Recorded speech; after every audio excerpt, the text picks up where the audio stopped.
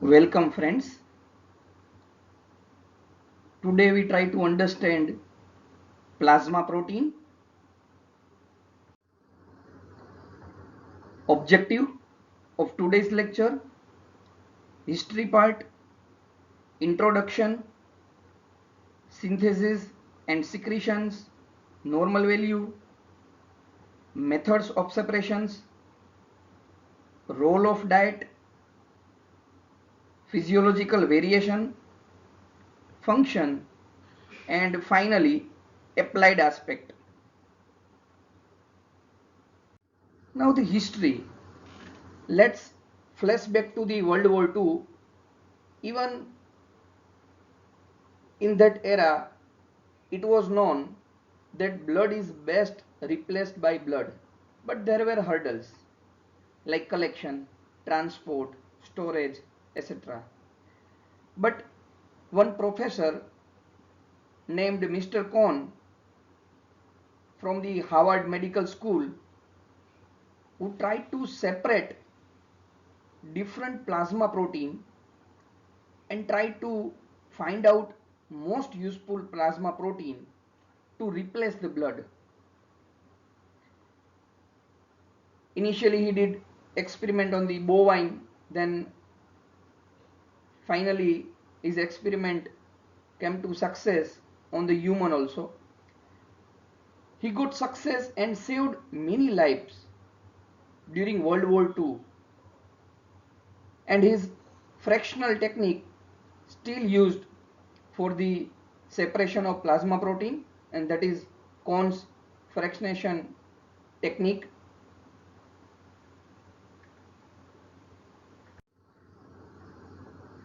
Now the introduction. So as we all know, the composition of blood plasma, 90% is water, 1 to 2% electrolyte, and 6 to 8% is solid constitute. And this 6 to 8% solid constitute is our plasma protein, right? And more than 100 types of plasma protein have been identified. So normal value is 6 to 8% that we have already discussed. Now the synthesis and normal value. So plasma protein site of synthesis during embryonic life is mesenchymal cells. Albumin is first synthesized and then rest of the plasma protein synthesized. But first plasma protein to be synthesized in human life is the albumin. Adult albumin normal value 4 to 5 gram per deciliter. Site of synthesis is liver. Molecular weight of this albumin is 69,000. Next is the globulin. Normal value 2 to 3 gram per deciliter. Most of the globulin is also synthesized from the liver, that is alpha 1, alpha 2 and beta is synthesized from the liver. Gamma globulin, that is nothing but antibody which are synthesized from beta lymphocytes in the lymph node, bone marrow and some part in the spleen. Fibrinogen, blood level is very less, 0.3 gram per deciliter, synthesized from the liver. Prothrombin, synthesized from the liver. So we can say during adult life almost all the plasma proteins are synthesized from the liver except gamma globulin, which are synthesized from the beta lymphocyte, right? Now molecular weight, albumin having a 69,000 molecular weight. For the globulin it is between 19,000 to 1,40,000. Fibrinogen having a 4 lakh molecular weight. Vitamin K is helpful in the formation of the prothrombin. So whenever there is a vitamin K deficiency, there is a decrease in the prothrombin level. Secretion. Rate of the secretion is 30 gram per day, and it can be raised up to 50 gram per day by the liver. So 50% loss of plasma protein can be replaced within 1 or 2 weeks.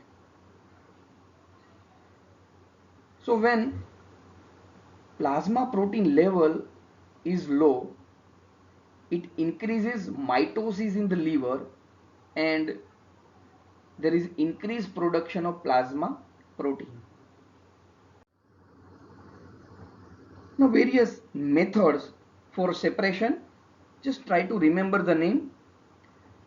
Precipitation by salting out method, Cohn's fractional method that we have discussed in the history part, electrophoresis, free boundary electrophoresis, paper electrophoresis, cellulose acetate strip electrophoresis, agar gel electrophoresis, immunoelectrophoresis, ultracentrifugation. These are the methods for separation of plasma protein. Now, role of diet. One scientist got the Nobel Prize for the plasmapheresis named George Whipple experiment. So scientist Whipple did one experiment on the dog. He removed the blood and inject the blood cells and a Ringer lock solution back to the animal. He continue till plasma protein level fall to 4 gram per deciliter. So what he was doing? He was removing blood, then removing plasma protein and injecting the blood cell and Ringer lock solution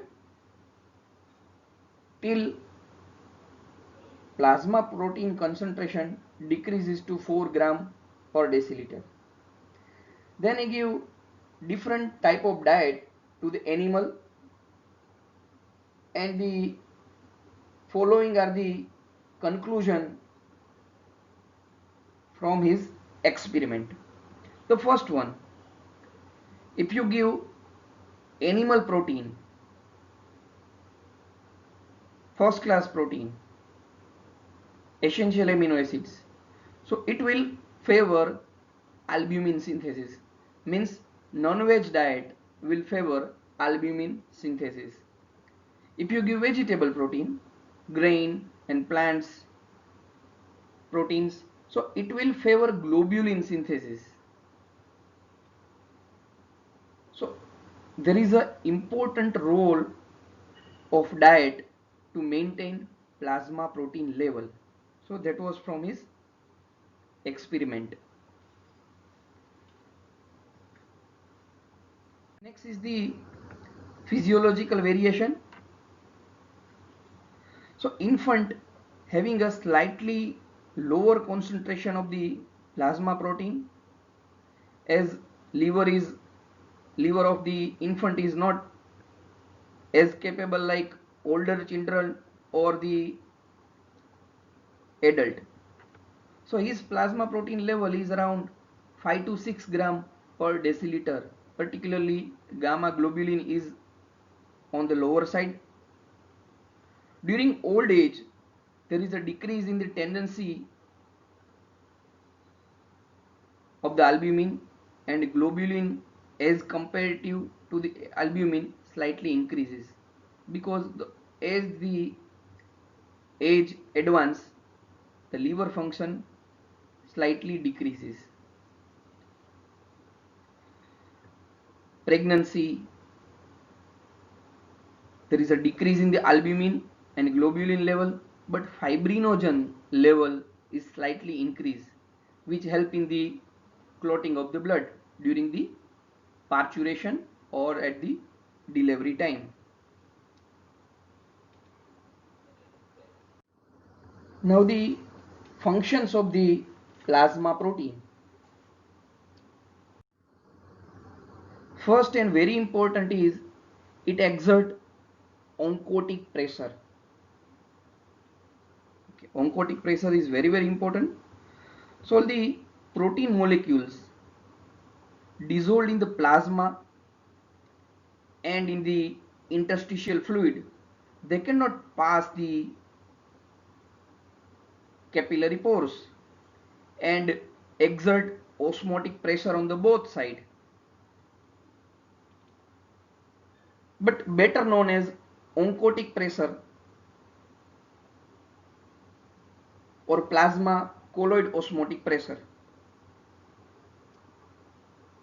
And this oncotic pressure is determined by number of molecules that are dissolved in the fluid rather than molecular weight. And this oncotic pressure is approximately 25 to 28 millimeter of mercury. Out of them, 80% is because of the albumin, because concentration is high, right? And albumin is the major part of the plasma protein. 20% because of globulin. From this 28, 19 millimeter of mercury, that is because of dissolved protein. So out of 28, 19 millimeter of mercury pressure is due to dissolved protein. Rest 9 millimeter of mercury, that is because of Donan's effect. So what is Donan's effect? That is binding of cation, that is sodium, potassium, with the negatively charged plasma protein, right? So it exerts Donan's effect. Now what is the importance of this oncotic pressure or plasma colloid oncotic pressure, right? The importance is that it prevents significant fluid loss from the blood vessel to interstitial space. So it prevents the fluid loss from the blood vessel to interstitial space.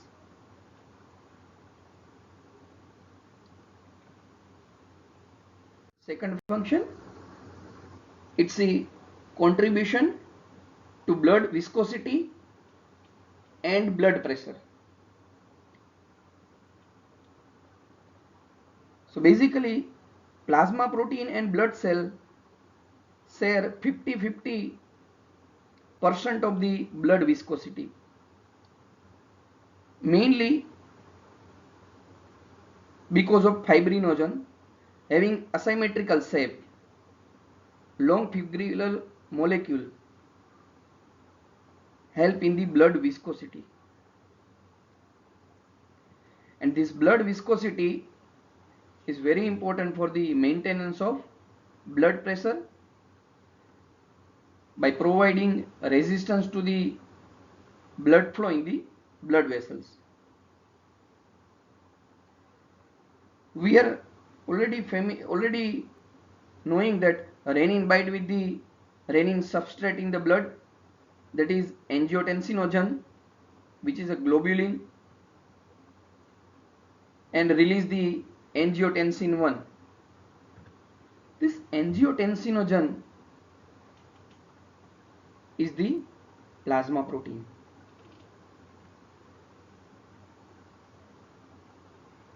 Next function, role in blood coagulation. So fibrinogen, prothrombin are the main clotting factor, and they are basically plasma protein. Others are factor number 7, 9 and 10.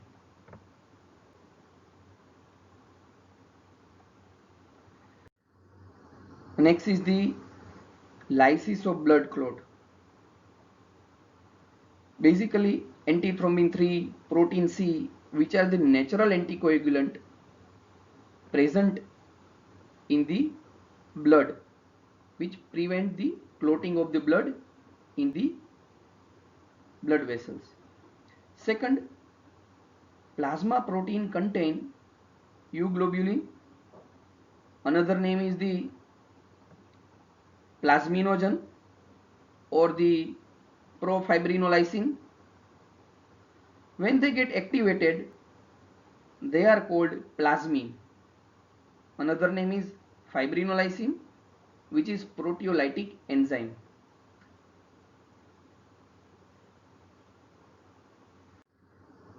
Next is the defense mechanism. So gamma globulin are the antibody, and they are very important for the natural and acquired immunity. Next is the acid base balance, means buffer action. So almost 15% of the buffering capacity of blood, that is because of plasma protein. Because of amphoteric nature of the plasma protein, so combine with the acid as well as base. So during normal pH, plasma protein act as acid and combine with the cations, mainly sodium. During acidic pH, NH3 group act as base and accept proton and convert into NH4. During alkaline pH, this carboxyl group COOH act as acid and donate a proton to become COO minus. In this way, they do acid base balance. Next is the transport function, very important. Carbamino compound helpful in the CO2 transport, but very less important. Thyroid binding protein, then transcortin, steroid binding proteins are basically globulin, or they are the plasma protein. Calcium, almost 41% of the calcium bind with the albumin, plasma protein. Then free hemoglobin taken up by the haptoglobulin. Hemopexin bind with the heme and recycle the ion. Ceruloplasmin bind with the copper. Angiotensinogen we have already discussed. These are all the globulins, the haptoglobulin, hemopexin, ceruloplasmin, angiotensinogen, and the lipoprotein, HDL, LDL, VLDL, chylomicron. These are all the globulin plasma protein. So HDL bind with the cholesterol and phospholipid, LDL bind with the cholesterol, phospholipid and triglyceride. VLDL bind with the cholesterol and triglyceride. Chylomicron 80% is the triglyceride. They also act as a reserve protein. Basically they are utilized by body tissue during fasting, starvation, or whenever there is a inadequate protein intake or high catabolic state. During starvation, plasma protein are absorbed by the tissue macrophage by process pinocytosis and release of amino acid in the blood, and this amino acid is used to build cellular protein. So they are very helpful in reserve protein. Next function is suspension stability. So red blood cells uniformly suspended in the blood. They are uniformly suspended in the blood, and that is because of the plasma protein. Main role is from fibrinogen. Globulin and albumin has very minimal role. So whenever there is an increase in the fibrinogen, there is increase sedimentation of red blood cell. That is, the speed of Rolox formation is increased. Next is the nourishment to the tissue. Particularly they are utilized by the leukocyte to produce substance like trephons, chiral, which are the essential nourishment for the cell. Less is known for about the trephon and chiral. Next is the IGF-1. Remember the growth hormone. IGF-1, somatomedin C, which was mainly concerned with the growth of bone and cartilage. So anabolic effect of growth hormone. This IGF-1 is also plasma protein. Next is the maintain blood calcium level. So whenever there is a decrease in the plasma protein, particularly albumin, there is a lowering of the serum calcium level. So for each 1 gram of decrease in the albumin, calcium is lowered around 0.8 milligram per deciliter. So these were the functions of the plasma protein. You can remember like that: A, B, C, D, no RST.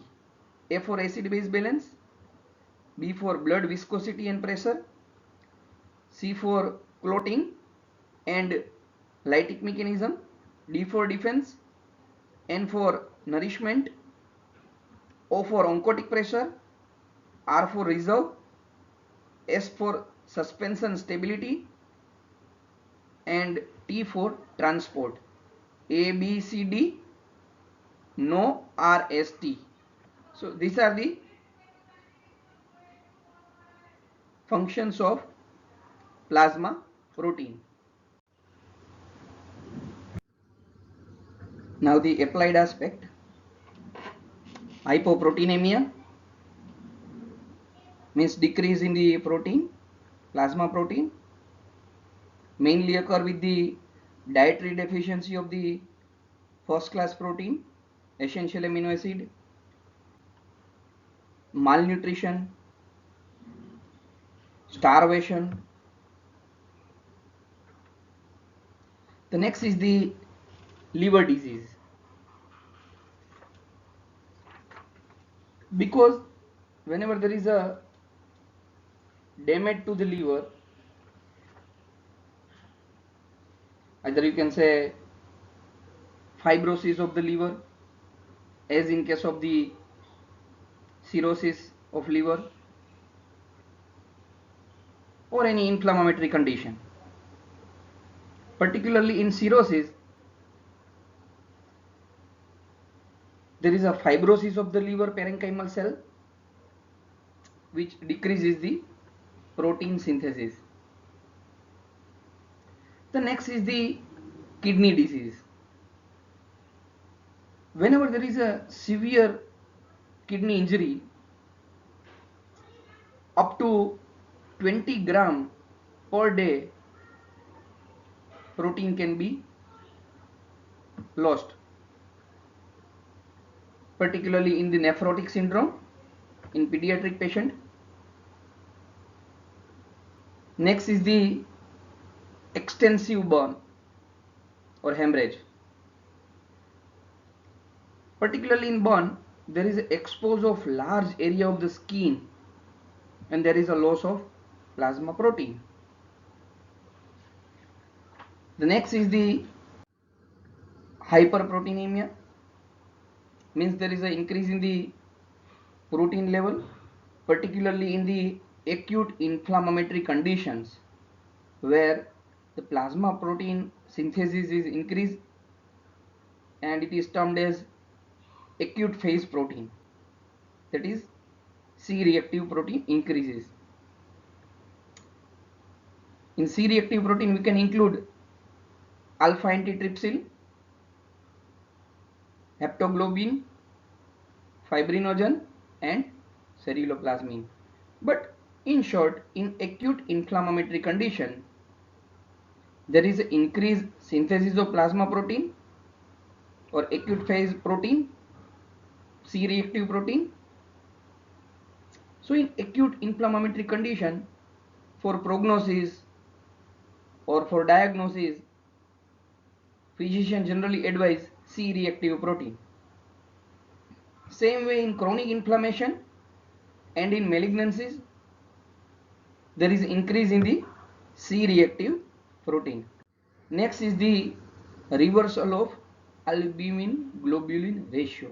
Normally, albumin globulin ratio is 1.7 as well as 1. Some author also mentioned it as a 1.5 as well as 1. In short, albumin concentration is higher than the globulin. But sometimes this albumin globulin ratio reverse, means globulin increases and albumin decreases, particularly in liver disease, because for albumin synthesis we require healthy liver. Globulin level is not 100% depend on the liver parenchymal cell, because somewhat gamma globulin synthesized from the beta lymphocyte. So when decrease in the albumin synthesis, paradoxically you can say globulin is increased. Sometimes there is an increase in the globulin which is associated with hyperproteinemia.